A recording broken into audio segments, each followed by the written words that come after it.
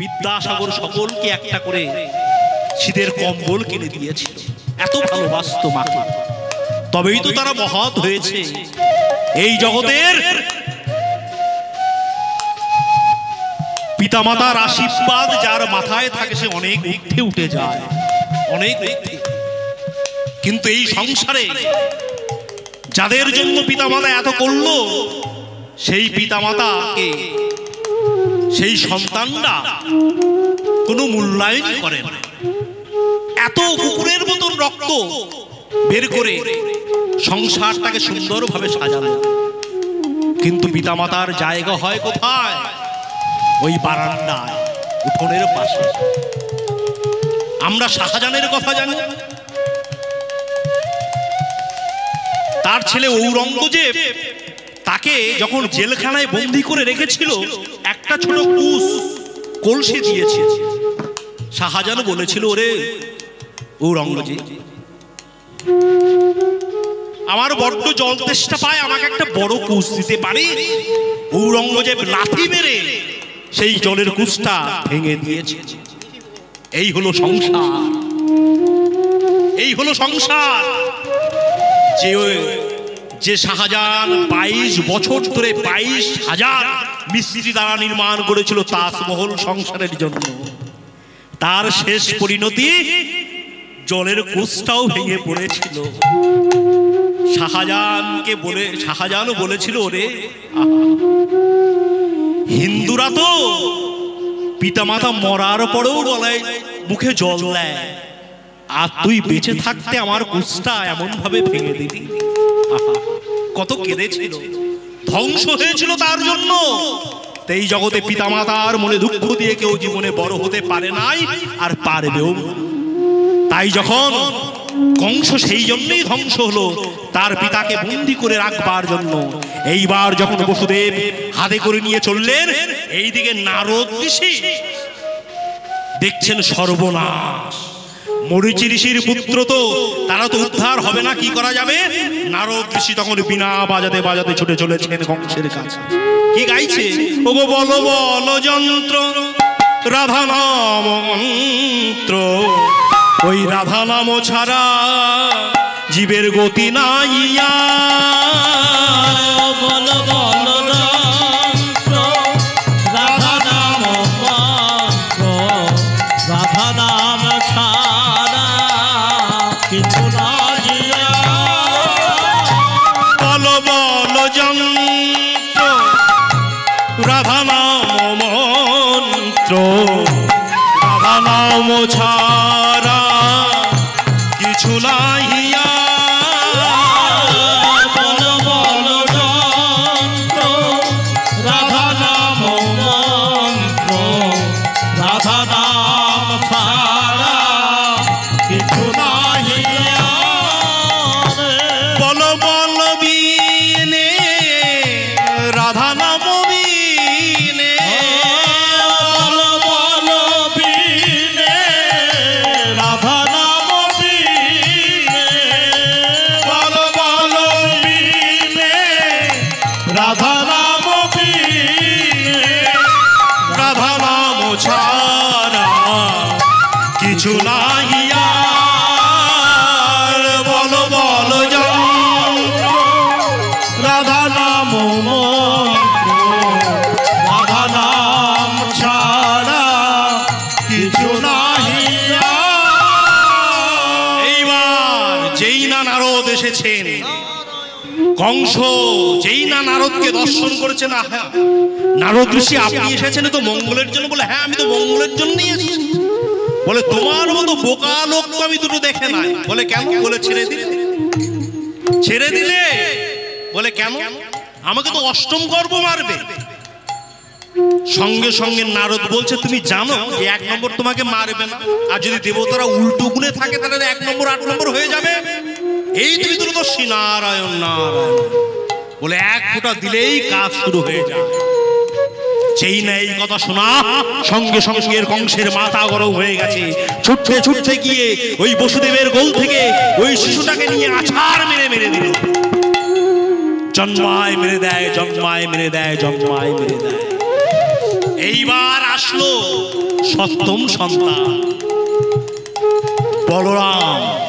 ভগবান আদেশ করলেন যোগমায়াকে, যাও যাও যোগমায়া, পৃথিবীতে গিয়ে ওই বলরাম দাদা বলরামকে ওই দেবকী গর্ভ থেকে রোহিণী গর্ভে পাঠিয়ে দাও। আকর্ষণ করে নিয়ে গেল বলে তার নাম হলো সংকর্ষণ বলরাম, আর নাম হলো বলাই, তার নাম হলো বলাই সংকর্ষণ বলরাম। তাই মহাজন বললেন তোমরাও ভগবানকে পেতে পারো। কেমন করে? বলে তোমরাও যদি আগে 6টা সন্তানকে মারতে পারো, সেটিকে না, সেটি হলো কাম ক্রোধ মোহ মদ মাৎসর্য।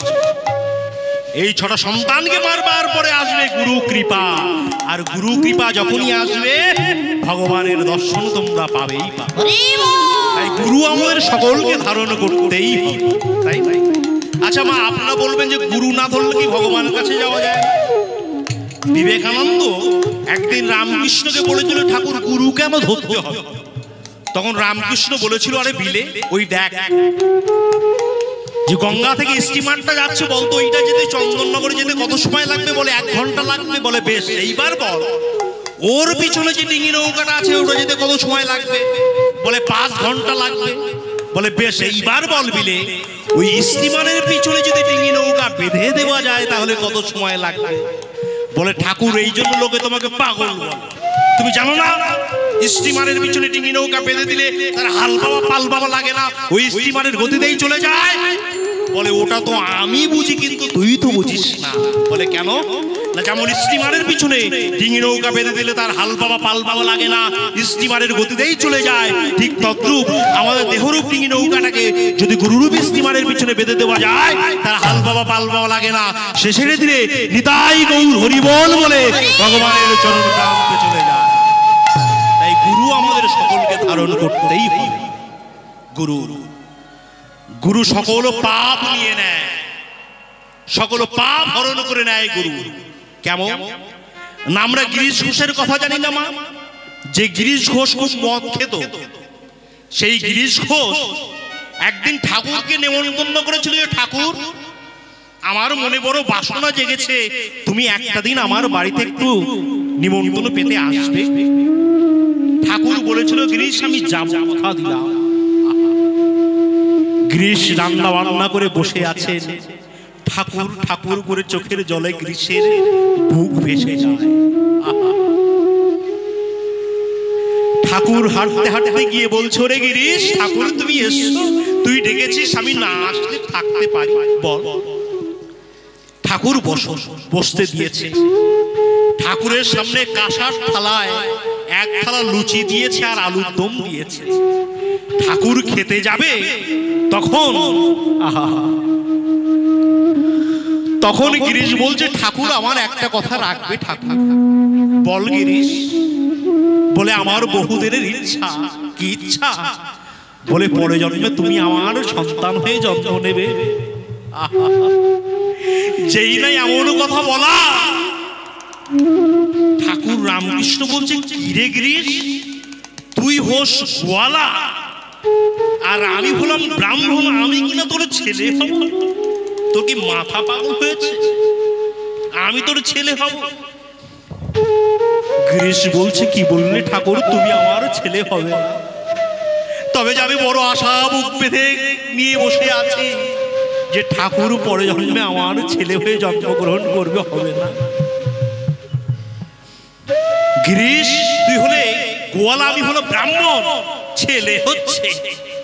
যেই না এমন কথা বলা, গিরিশ বলছে যে আমার ছেলে হবে না সে আবার আমার বাড়িতে লুচি খেতে এসছে।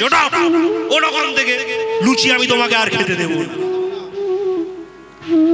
ঠাকুর রামকৃষ্ণ উঠে যাচ্ছে আর বলছে ওরে গিরিশ, আমার 2টো লুচি খেতে দিলি রে গিরিশ, আমার 2টো লুচি খেতে দে। ঠাকুর শিরে দিয়ে নেমে যায়, নামতে নামতে যায় আর বলে ওরে গিরিশ, আমার 2টো লুচি খেতে দিলি রে গিরিশ, আমার 2টো লুচি খেতে দে। গিরিশ মনে মনে ভাবছে দিয়েছে তাড়িয়ে বাউনগিরি দেখাচ্ছে, আমার ছেলে হবে না, আমি লুচি খাবো। কাঁসার থালাটা এগিয়ে নিয়েছে, ক্রমশ এগিয়ে নিয়েছে, নিয়ে লুচি নিয়ে আলুর দম নিয়ে যেই না মুখে দিতে যাবে অমনি দেখছে লুচির ভিতর থেকে ঠাকুর হাত বাড়িয়ে বলছে, ওরে গিরিশ আমার দুটো লুচি খেতে দিলে রে গিরিশ, আমার দুটো লুচি খেতে। সঙ্গে সঙ্গে কাঁসার থালা ছুঁড়ে ফেলে ছুটতে ছুটতে চলেছে ঠাকুরের কাছে। আচ্ছা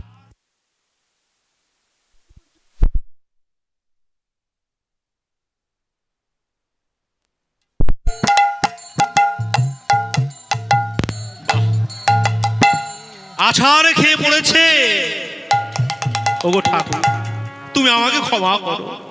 ঠাকুর রামকৃষ্ণদেব বলছে, দে বকল বাদে আর বল আজ থেকে যত পাপ পুণ্য আমি তোমার চরণে দিলাম। গিরিশ বলে, ঠাকুর আজ থেকে এই পাপ যত, এই পাপীর যত পাপ তোমার চরণ তোলা আমি অর্পণ করলাম, তুমি গ্রহণ করো। সেই দিন থেকে গিরিশ মনে মনে চিন্তা করে, আমার সকল পাপ তো আমি ওখানে দিয়েই দিয়েছি, আমার কি কিসের চিন্তা।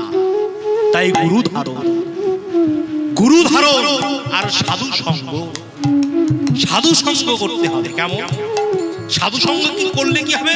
বলে মনের পরিবর্তন আসবে। কেমন মনের পরিবর্তন? সেই যে রামকৃষ্ণদেবের গল্প আছে না, চোর গেছে রাজার বাড়িতে চুরি করতে। চোর রাজার বাড়িতে চুরি করতে গিয়ে রাজা রানী পাশে যুক্তি করছে, চোর কান পেতে শুনছে, রাজা রানী যুক্তি করছে। রাজা রানীকে বলছে, রানী আমার মনে একটা বাসনা জেগেছে। বলে কি বাসনা? যে আমাদের যে একমাত্র কন্যা, ওই কন্যাটাকে বিবাহ দেব কার সঙ্গে? বলে এই যে নদীর ধারে গঙ্গার ধারে বসে আছে যে সাধু, ওই সাধুর সঙ্গে আমার একমাত্র কন্যাকে বিবাহ দেব। ওমা শুনে নাও, চোর যখন এই কথা শুনেছে, চোর মনে মনে চিন্তা করছে, রাজবাড়ি চুরি করতে এসেছিলাম খালি হাত, কতটুকু পাবো? এত এত এত তার বেশি পাবো না। কিন্তু কাল যদি সাধু হয়ে বসতে পারি আর রাজা যদি রাজকন্যাকে নিয়ে যায়, আমি মাথা বাড়িয়ে দিলেই যেই মালা পড়বে আমি রাজ্যের রাজা হয়ে যাব। কত আনন্দ রাজার মনে, কত আনন্দ চোরের মনে। পরের দিন কি করেছো মা? নেংটি পড়েছে, ধুলাবালি সারা গায়ে মেখেছে, মেখে ওই সাধুদের লাইনে গিয়ে বসে পড়েছে। চুপচাপ চোখ বন্ধ করে এক চোখ খুলে খুলে দেখছে, কোথায় রাজা, কোথায় রানী, কোথায় রাজকন্যা। হঠাৎ দেখছে রাজা রাজকন্যাকে নিয়ে হাঁটতে হাঁটতে আসছে। চোরের মনে আনন্দ ধরে না, এবার আমার কাছে আসলেই আমি মাথাটা বাড়িয়ে দেবো, মালা দিলেই রাজ্যের রাজা। ওমা শোনো শোনো, এইবার রাজা যখনই গিয়েছে প্রথম সারির প্রথম সাধুর কাছে গিয়ে বলছে, আপনি আমার কন্যাটাকে গ্রহণ করুন। বলে না, আমি গ্রহণ করব না, তুমি অন্য কোথাও যাও। আবার একটা সাধুর কাছে গিয়ে আছে, বলে তুমি গ্রহণ করবো না, আমিও করবো না। চোর মনে মনে চিন্তা করছে, সাধুরা কত বোকা, রাজ্য পাবে, রাজকন্যা পাবে, সকল কিছু পাবে, কিন্তু তাও চাইছে না। চোর মনে মনে চিন্তা করছে, না জানি এরা কি অন্য কোনো সম্পত্তি পেয়েছে, যে সম্পত্তি পেলে পরে রাজ্য রাজকন্যা তুচ্ছ হয়ে যায়। এইবার রাজা রাজকন্যাকে নিয়ে চোর সাধুর কাছে গিয়ে বলছে, আপনি আমার কন্যাটাকে গ্রহণ করুন। চোর বলছে, না আমিও গ্রহণ করব না। মহাজন বললে, কেন তুমি গ্রহণ করবার জন্য এসেছিলে? বলে না, আমি দেখবো যে ওই সাধুরা না জানি কি সম্পত্তি পেয়েছে, যে সম্পত্তি পেলে পরে এই জগতের রাজ্য রাজকন্যা তুচ্ছ হয়ে যায়। তাই সকল কিছু চৌর কার্য ছেড়ে দিয়ে আমি জয়নাথে শ্রীনাথে বলে, নিতাই গৌর হরিবল বলে আমি সাধুর চরণ অঙ্গ মেখে আমি আজ থেকে সাধু হয়ে যাব। তাই দেখুন, সে চোর ছিল, সাধুর সমবর্ষে সে সাধু হয়ে গেল। তাই ক্ষণকাল সাধু সঙ্গ করলে তার ভবপারের নৌকা তৈরি হয়ে যায়। তাই আজ বলরাম জন্মগ্রহণ করলেন, এইবার আসবে ভগবান শ্রীকৃষ্ণ। যখনই আসবে সারা কারাগার আলোয় আলোকিত, কি রূপের ছটা মায়ে। আহা, কংস মনে মনে চিন্তা করছেন, এবার তো আমার শত্রুটা আসবে, এবার আমার শত্রুটা আসবে, দেবকীকে মেরে দেবো, তাহলে এটাও মরে ওটাও মরে। কংস আবার মনে মনে ভাবছে, তাই কি হয়, একেতে মহিলা, তাতে পূর্ণ গর্ভা, মারলে তো আমার নরকেও ঠাই হবে না, এখন মারবো না, জন্মানোর পরেই মারবো। এমন সময় কিছু মানুষ ওই কারাগারে ঢুকে নৃত্য করছে আনন্দ। বলে কে কে? বলে কারো 4টে মাথা, কারো 5টা মাথা, কারো 6টা মাথা। বলে চারটে মাথা কার? বলে ব্রাহ্মণ, এই ব্রহ্মার। বলে ব্রহ্মার আনন্দ হচ্ছে কেন? বলে আকাশে মেঘ হলে কার আনন্দ হয়? বলে চাষির মনে আনন্দ হয়। বলে চাষিটাকে? বলে চাষি হলো আমার ব্রহ্মা। নবমেঘের উদয় দেখে ব্রহ্মার মনে আজকে বড় আনন্দ। বলে আর কার আনন্দ হয়? বলে ময়ূরের মনে খুব আনন্দ হয়। ময়ূরটাকে? বলে নিত্য শিব বিনোদিনী নটরাজ, সে নৃত্য করছে। বলে আর কার আনন্দ হয়? বলে চাতকের মনে আনন্দ হয়। চাতকটাকে? বলে ভক্তরূপ চাতক, মনে আজ বড় আনন্দ, আমার ভগবান আজকে আমাদের কোলে আসবে। কত আনন্দ! তাই আজ ভগবান শ্রীকৃষ্ণ জন্মগ্রহণ করলেন, মায়ের কোলে আসলেন ভগবান শ্রীকৃষ্ণ। ও গো গোলক ছাড়িয়া হরি আইল মথুরাতে, গোলক ছাড়িয়া হরি গোলক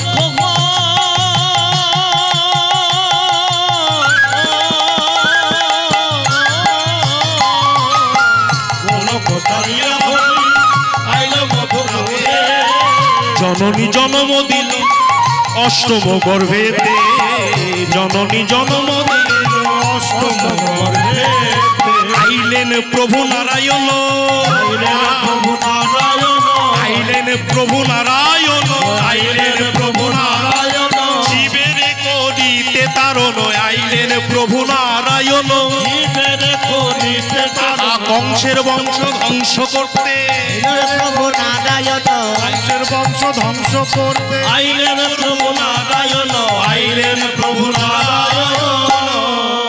ভগবান জন্মগ্রহণ করলেন, শঙ্খ চক্র পদ্মা নিয়ে এলেন। যখনই এসছেন তখন বসুদেব বলছে, ভগবান তুমি আমাদের বলেছিলে ভগবান, তুমি ভগবান আমাদের পুত্র রূপে আসবে, কিন্তু তুমি শঙ্খ চক্র গদা নিয়ে এলে কেন? তখন কৃষ্ণ বলেছিল, নারায়ণ বলছে, গো বসুদেব কবে কথা দিয়েছিল মা? না সত্যযুগে যেদিন কৃষ্ণ আর সুতপা তপস্যা করেছিল, ভগবান এসেছিলেন, বলো তোমাদের কি বর চাই? তখন তারা বলেছিল, আমরা তোমার মতো একটা পুত্র সন্তান চাই। শুধু এক জন্ম নয়, তিন জন্ম তাকে পূর্ণ করিয়েছিলেন। কেন? তিনি যে ভক্তের ভগবান, তিনি যে ভক্তের ভগবান, তিনি ভক্তকে মনোপ্রাণ দিয়ে ভালোবাসে, ভক্তের ভগবান তিনি। তাই যখন কথা দিয়েছিলেন, আজ এসেছেন, এসে বলছে, বসুদেব তুমি এক কাজ করো, কি না আমি যখন জন্মগ্রহণ করব তখন আমাকে তুমি নন্দলয়ে রেখে আসবে। এই কথা সঙ্গে সঙ্গে বসুদেব একটু হেসে উঠলেন, কেঁদে উঠলেন। কেন? বলে বসুদেব তুমি হাসছো, কাঁদছো কেন? বলে প্রভু তুমি কি পাগল হয়েছো? একবার আমার দিকে চেয়ে দেখো, আমার সারা শরীরটা শিকল দিয়ে বাঁধা, আমি তোমাকে কেমন করে তোমাকে নিয়ে যাব। সঙ্গে সঙ্গে নারায়ণ হাসতে হাসতে বলছিল, গো বসুদেব আমাকে পাওয়ার আগে সবাই মায়ার কারাগারে বন্দী হয়ে থাকে, আর আমাকে একবার হৃদয়ে ধরতে পারলে সকল কারাগার থেকে তার মুক্তি হয়ে যায়।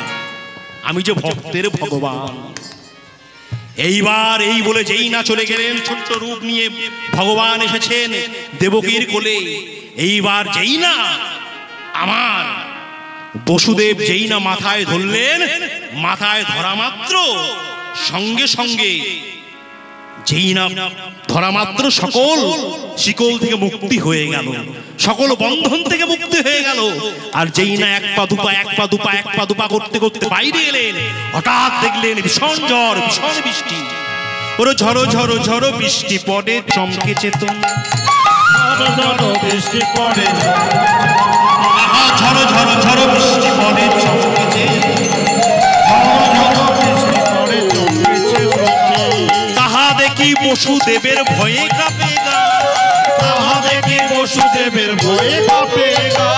বসুদেব সঙ্গে সঙ্গে এক পা দুপা করতে করতে নিয়ে চললেন, থমকে দাঁড়ালেন যমুনার তীরে। প্রভু দয়াময়, এ কি তোমার বিচিত্র লীলা প্রভু? তুমি যাকে একবার কৃপা করো, ভেবে দেখো না সে তোমার কৃপা পাওয়ার যোগ্য কিনা। আমায় কৃপা করে তোমার পিতা করলে, কিন্তু পিতা হওয়ার কোনো যোগ্যতাই তো আমার নাই। পিতার কাজ হলো পুত্রকে রক্ষা করা, পুত্রকে পালন করা। আমি কি তোমায় রক্ষা করব? আমায় কি রক্ষা করে তার কোনো ঠিক নেই। তোমার ইচ্ছাতেই তোমাকে নন্দলায় নিয়ে চলেছি, কিন্তু এই উত্তাল তরঙ্গিনী যমুনা আমি কেমন করে পার হব? ভক্ত যখন হারিয়ে যায়, বিপদে পড়ে, ভগবান কৃপা করে ভক্তকে রক্ষা করেন। করে না? করে। কখন না যখন দ্রৌপদী বিবস্ত্র করা হচ্ছিল, সেই সবাই বলো তোমা কে না ছিল? দ্রোণাচার্য, ভীষ্ম, পঞ্চপাণ্ডব, রতি, অতিরতি, মহারথী সবাই ছিল, কিন্তু কেউ কিন্তু বিপদের মাঝে এগিয়ে আসে নাই। কেউ এগিয়ে আসে নাই। এক ভীমের গায়ে ছিল 10,000 হাতির শক্তি। মিথ্যা নয়, 10,000 হাতির শক্তি ছিল এক ভীমের গায়ে। কেন না ভীমের পেটে একটা অসুর বাস করত। তাই না? যখন বনপ্রদেশে ঘুরছে, তখন যুধিষ্ঠির একদিন কৃষ্ণকে বলেছিল, গো দয়াময় কৃষ্ণ, আমরা বনে বনে ঘুরে বেড়াই, সামান্য কিছু ফলমূল যা পাই সব ভীম খেয়ে নেয়, আমরা কিছু খেতে পারি না, তুমি একটা ব্যবস্থা করো। বলে বেশ, আমি করব ব্যবস্থা। ভীমকে পরের দিন কাছে ডেকে বলছে, ভীম দাদা তোমার একটা কথা শুনতে হবে। বলে কি? বলে সিংহাসন চাও? বলে হ্যাঁ চাই। তাহলে কি করতে হবে? বলে তোমাকে একাদশী ব্রত পালন করতে হবে। বলে তার মানে? বলে না খেয়ে থাকতে হবে। বলে তুমি কি পাগল হয়েছে কৃষ্ণ? আমি না খেয়ে থাকবো? আমি মন মন খাবার খাই, আমি কি করে না খেয়ে থাকবো? বলে যদি না খেয়ে না থাকতে পারো তাহলে সিংহাসন পাবো, পাবে না সিংহাসন। ভীম রাজি হলেন, বললেন পরের দিন কিন্তু আমি এত এত খাবার খাবো। বললেন বেশ, তোমার সামনে এত এত খাবারই দেওয়া হলো।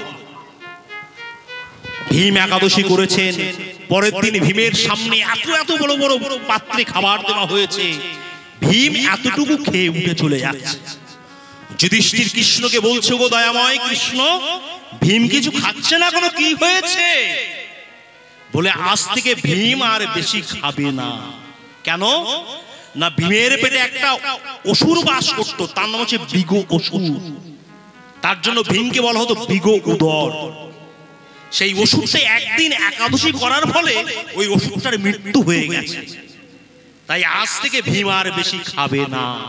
তাই চিন্তা করুন, একদিন একাদশী করে ভীম যদি নিজের দেহের মধ্যে অসুরকে বিনাশ করতে পারে, তাহলে যদি আমরাও যদি একাদশী ব্রত পালন করতে পারি, তাহলে আমাদের হৃদয়ে যত কাম ক্রোধ রূপী অসুর রয়েছে তাদেরও একদিন মৃত্যু হবেই হবে।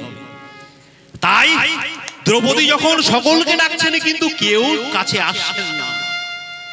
দ্রৌপদী একটা হাত দিয়ে বুকের আঁচল সামলিয়ে আর একটা হাত দিয়ে ভগবানকে ডাকছে, গো দয়াময় তুমি এসো, দয়াময় তুমি আপনা হইতে হও আপনার, ওগো যারে কেহ নাই তুমি আছো তা। এ কি সবই মিছে কথা,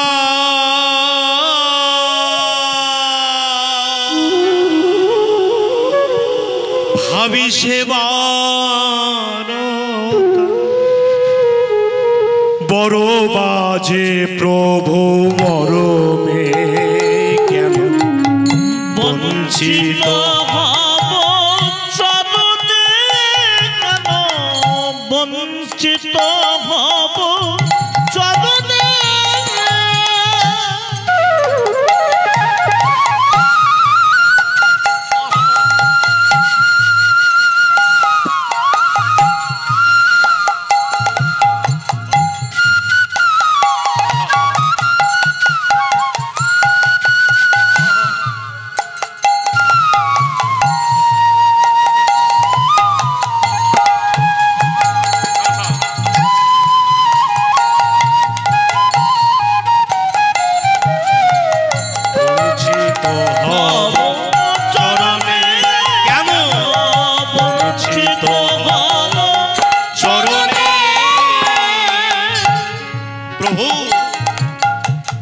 শুনেছি গো তৃষাহারি,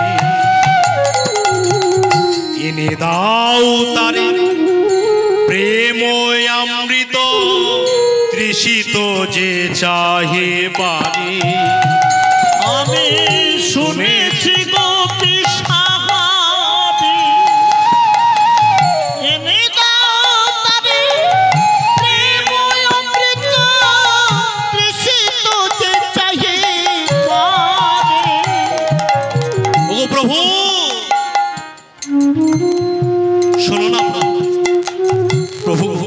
তাই যদি নাহি হবে, তবে পাতকি তোরা আমার মতো পাপীকে আতরে তোলে না লবে।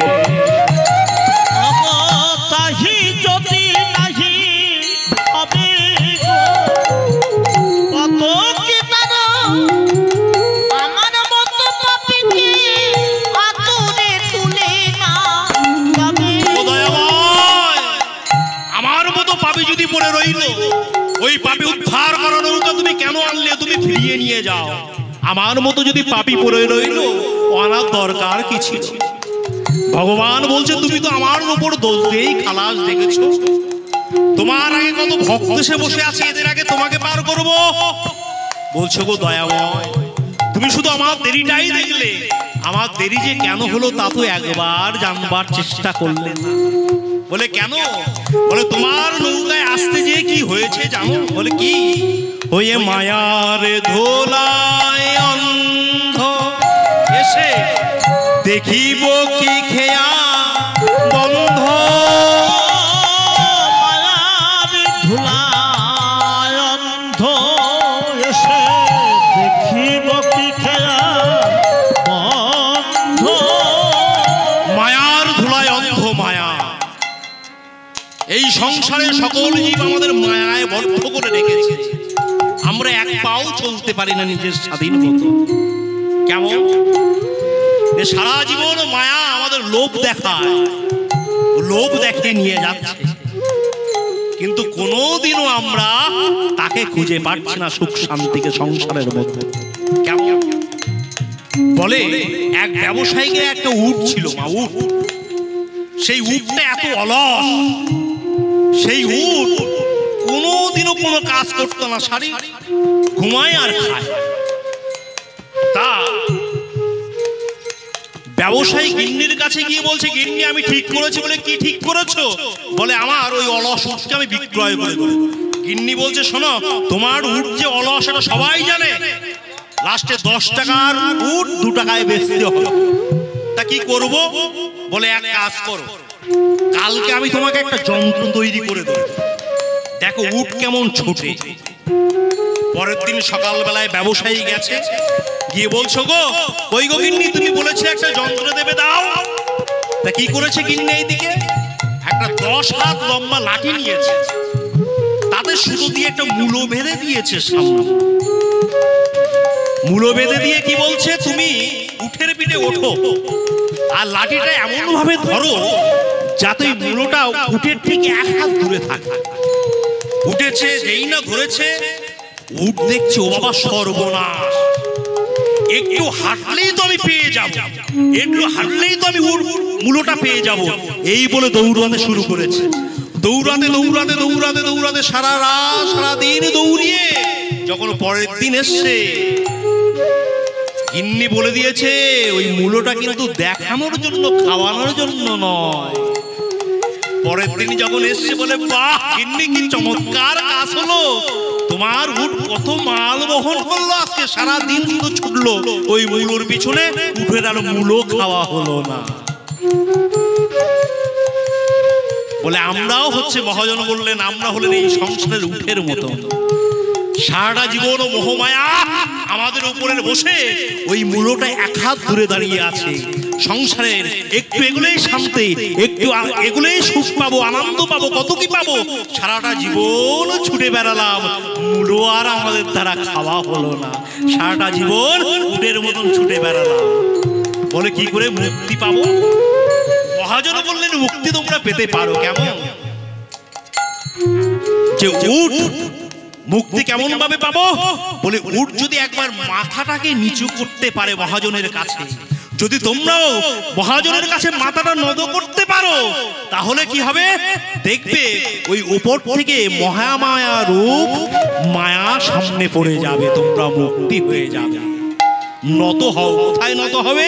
সাধুগুরু বৈষ্ণবের চরণে নত হও। নত হলে কি করা হবে? বলে নেতা হতে পারবে। নত হলে কেমন না, যখন কুরুক্ষেত্রে যুদ্ধ শুরু হবে, হওয়ার ঠিক আগে সবাই মাঠের মধ্যে প্রবেশ করেছেন। সকল সাজে সজ্জিত যুধিষ্ঠির রথ থেকে পা নামিয়েছেন মাটিতে, নামিয়ে হাঁটতে হাঁটতে যাচ্ছেন কৌরব সৈন্যর দিকে।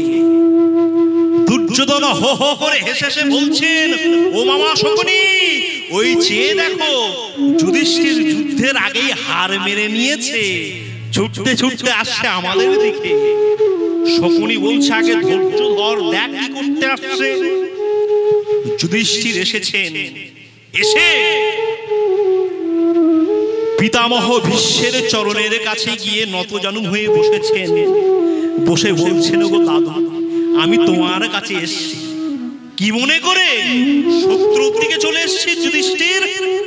বলে যুধিষ্ঠির বলছে, দাদু গো, এই যুদ্ধে কে জিতবে তা আমি জানি না, হয়তো আমারও মৃত্যু হতে পারে, কিন্তু আমি যখন মারা যাব আমার ক্ষতি নাই। কিন্তু মরে যাওয়ার আগে আমি যদি বৈষ্ণব সাধুগুরু বৈষ্ণবের মহতের চরণ ধুলি মাথায় নিয়ে মরতে পারি, তার মতন বড় চাওয়ার কি হতে পারে? যেই না এই কথা শোনা, সঙ্গে সঙ্গে বিশ্বদেব বলছে, বিজয়ী ভব, আমি তোকে আশীর্বাদ করলাম, বাবা তুই যা, দাদু ভাই তুই যা। গেছেন দ্রোণাচার্যর কাছে প্রণাম করেছেন, বিজয়ী ভব, শৈল বিজয়ী ভব। এইবার গেছে শকুনি মামার কাছে। হাঁটতে হাঁটতে গিয়ে শকুনি মামাকে যেই প্রণাম করা, শকুনি মামা দুটো হাত তুলে দিয়ে বলছেন, যুধিষ্ঠির যশস্বী ভব। যেই না বলা, সঙ্গে সঙ্গে দুর্যোধন কিরমির করে রেগে উঠেছে যে, মামা তুমি আমার দিকে থাকো, আর ওকে তুমি যশস্বী ভব বললে। সঙ্গে সঙ্গে শকুনি বলছেন, ওরে দুর্যোধন, তুই আমারও ভাগ, যুধিষ্ঠির আমারও ভাগ, আমার ভাগটা কিন্তু আপন নয় পর। কিন্তু বলতো, তুই আমাকে কোনোদিন আজ পর্যন্ত একটা প্রণাম করেছিস? প্রণাম করেছিস আজ পর্যন্ত? আর ওই যুধিষ্ঠিরকে চেয়ে দেখ, যাতে এত সর্বনাশ করেছি, যাদের ঘরে আগুন লাগিয়ে দিয়েছি, বনপ্রদেশে ঘুরে বেড়াচ্ছে, কত কষ্ট পেয়েছে তারা, কিন্তু যুদ্ধের আগে দেখ আমার কাছে আশীর্বাদ নিতে ছুটে এসছে। বলে আশীর্বাদ তো যখনই বেরোয়, কখন? বলে সামনে যদি কেউ নত হতে পারে, সামনে যদি কেউ নত হতে পারে, সামনে যদি কেউ নত হতে পারে। তাই সারাটা জীবন আমরা মায়ার লাথি খেয়ে যাচ্ছি। সেদিন কবে বুঝবো? যেদিন সংসারের অরিজিনাল মায়ার লাথিটা আমরা পাবো। কখন?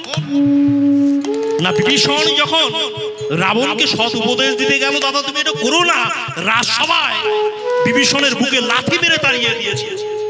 বিভীষণ বাইরে এসে দাদাকে প্রণাম করে যখন বিদায় নিচ্ছেন, দরবারি বলেছিল যে, দাদা তোমার বুকে লাথি মারলো, তাকে তুমি প্রণাম করছো? তখনও বলেছিল বিভীষণ যে, ওই লাঠির জন্য তো আজকে আমি রামের চরণ প্রান্তে যেতে পারছি। ওই সংসারের মায়ার লাঠি যতক্ষণ না পেতাম, আমি তো রামের চরণে যেতে পারতাম। তাই সংসারে আমরা সবাই মায়ার লাঠির অপেক্ষায় আছি। তাই বলছো গো দয়াময়, তুই বলছো তোমার নৌকায় আসতে একটু দেরি হলো কেন? তবে শোনো, মায়ার মায়ার দেখিব কি খেয়া বন্ধ, মায়ার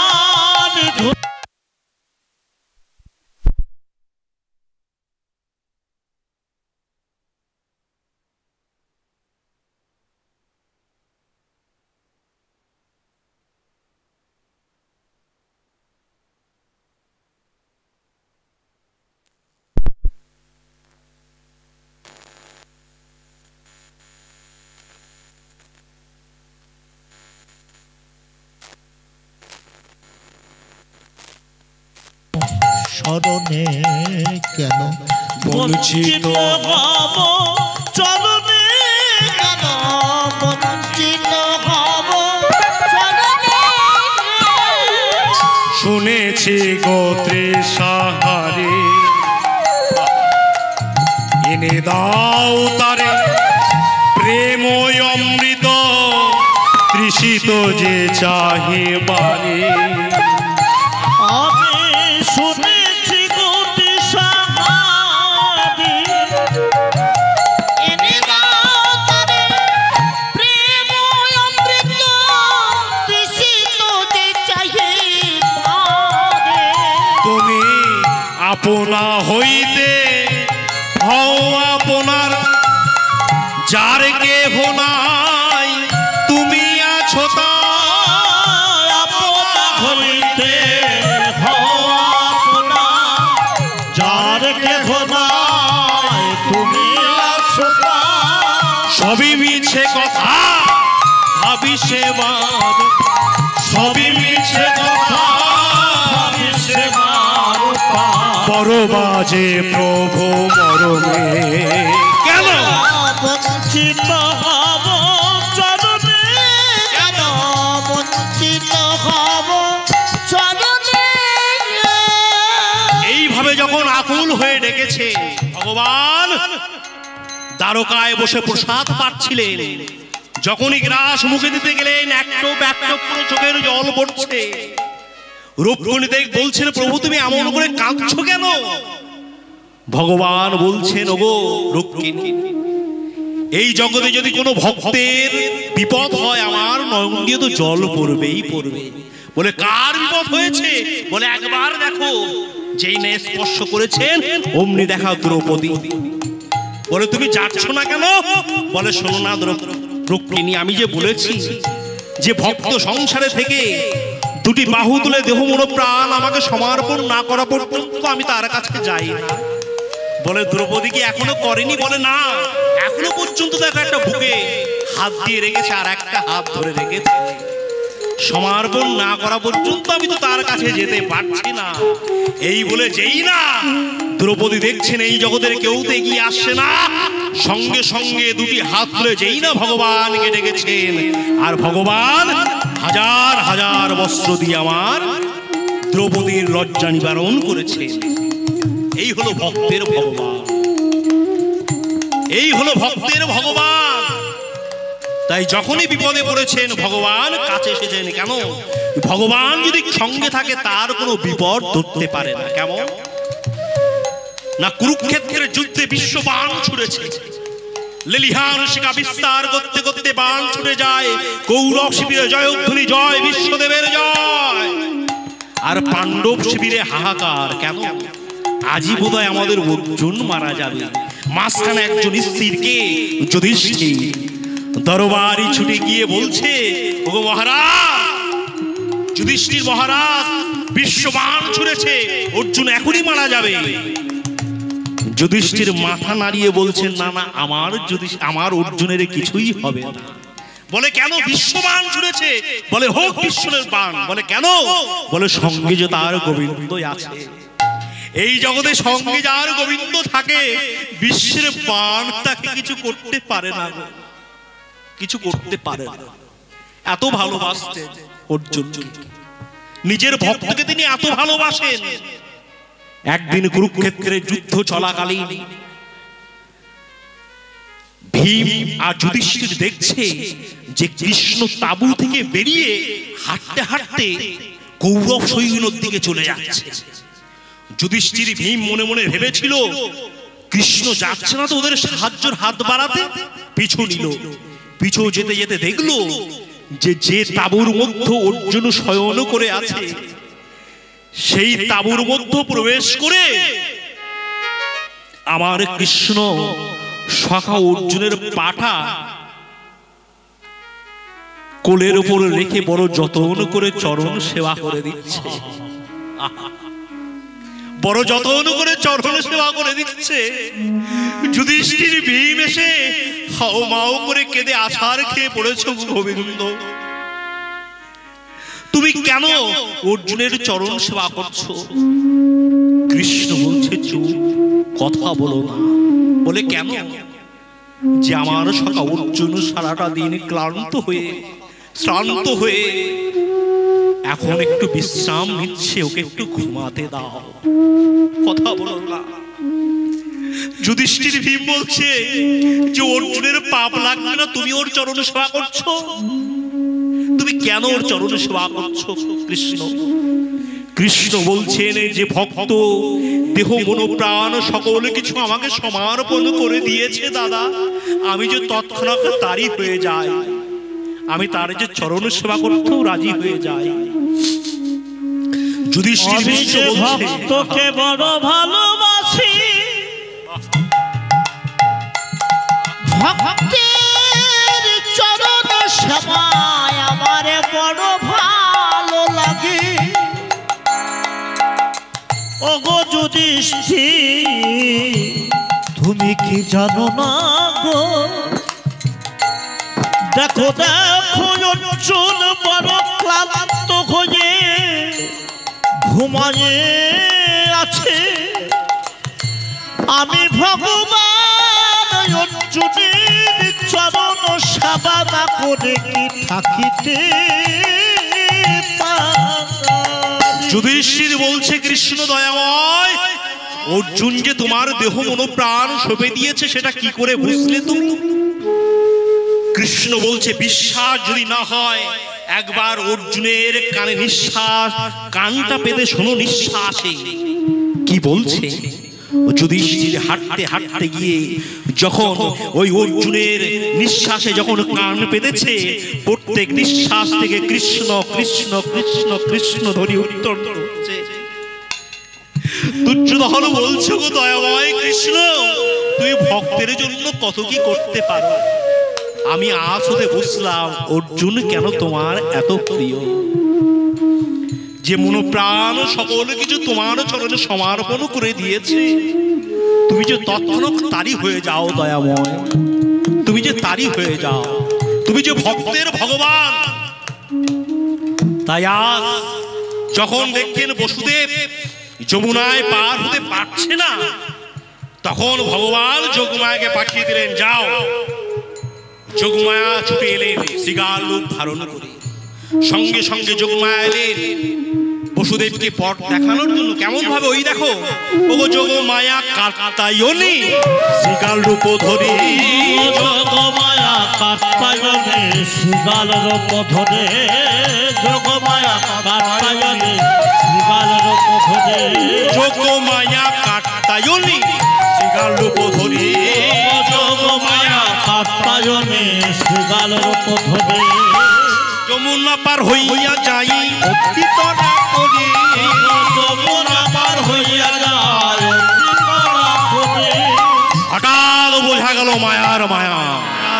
যেই না শৃগালটিকে অনুসরণ করতে করতে চলেছে, হঠাৎ বোঝা গেল মায়ার মায়া।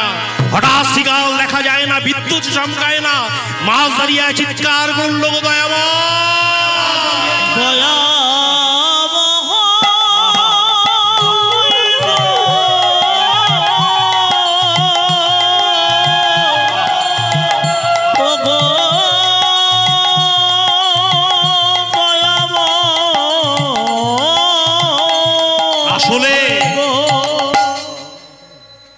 আসলে ভগবানের ইচ্ছা ছাড়া তো একটি গাছের পাতাও নড়ে না।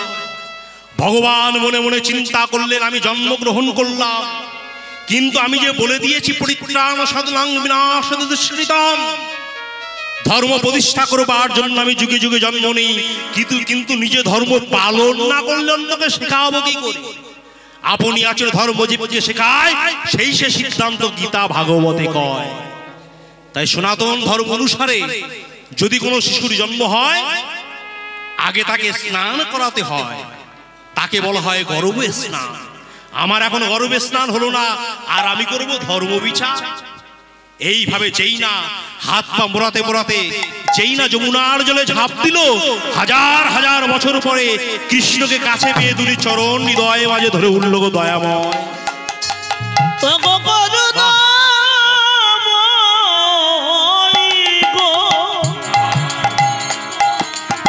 এতদিন পরে তোমার দেখা পেলাম করুণাময়, আমি তো এত সহজে তোমায় ছেড়ে দেব